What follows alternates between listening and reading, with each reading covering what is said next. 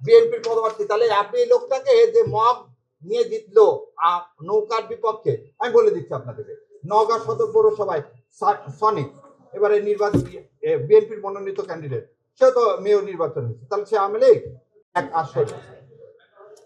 মানে এই আপনাদের কিন্তু ঘটনাটা বলি, দেখেন এই ভদ্রলোকের বাবা 91 সালে এবং 96 সালে বিএনপির এমপি ছিল। উনি গত 3বার, আমি একটা ছবি দিয়ে দেখাই দিই আপনাদেরকে, দেখেন নৌকার বিপক্ষে উনি জগ মার্কা নিয়ে জিতছেন। উনি বিএনপি করেন, বিএনপি স্বতন্ত্র প্রার্থী। এই বিএনপি স্বতন্ত্র প্রার্থী তাকে কোনোভাবে ভোটে দাঁড়াতে দিবেন না।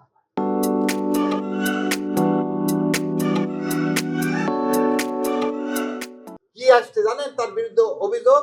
এই ভদ্র মহিলা উনি স্বাক্ষর করছেন আর ওখানে লিখে দিচ্ছেন যে উনি স্বাক্ষর করেননি। এই দেখেন এর পাতা দেখাচ্ছে,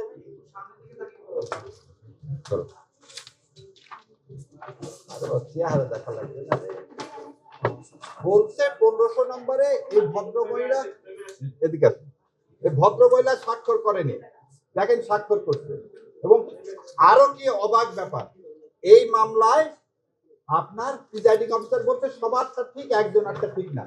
আজকে হিয়ারিং করার সময় বিএনপি প্রার্থী এসে অপোজিশন দেয় তার স্বতন্ত্র বিএনপি প্রার্থী যাতে ইলেকশন করতে না পারে। সেজন্য আপনাদের মাধ্যমে বলতেছি সারা দেশবাসীকে, ভোট হচ্ছে একটা আমানত, এবং এইভাবে বিএনপির স্বতন্ত্র প্রার্থীদেরকে এইভাবে ভোট করতে না দেওয়া, এই কনস্পিরেসি, এই ইলেকশন ইঞ্জিনিয়ারিং চলবে না। এবং এই ইলেকশন ইঞ্জিনিয়ারিং করে আর যাই হোক বিএনপি লাভবান হবে না। ধন্যবাদ আপনাদের সবাইকে।